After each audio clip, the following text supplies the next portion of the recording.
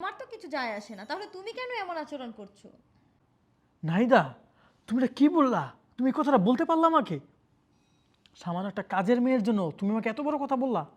আচ্ছা, তোমার বাবার মানে তোমার, আর তোমার মানে তো আমার, ঠিক না?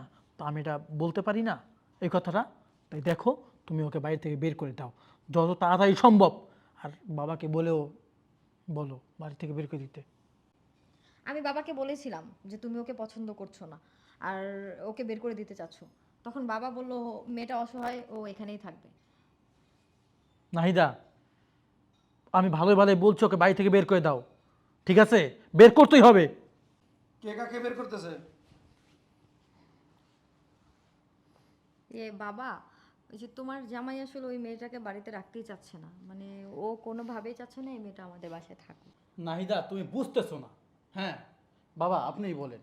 এইসব গ্রামের মেয়ে, কারণ ওদের তো লোভ বেশি, বুঝেন নাই? টাকা পয়সা কোন জায়গা থেকে কি নিয়ে যে ভাইকে যাইব, তো আপনারই ক্ষতি হইব। আপনার ক্ষতি মানে তা আমার ক্ষতি হওয়া। এই বিষয়টাই আমরা বুঝাইতে পারতেছি না। হ্যাঁ, আপনি কি বলেন?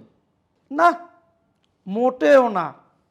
তুমি আমার মেয়ের জামাই, এই যে আমার কত চিন্তা করতেছো। গ্রামের মাইয়া, ঠিক না? চোর ছাচ্চর, চুরি করে যে টাকা পয়সা লয়ে জায়গা, আমার তো ক্ষতি হইব না? আমার তো ক্ষতি হইব। শয়তানের বাচ্চা, আমার ক্ষতি হইব? হ্যাঁ, কিরে, তুই কি মনে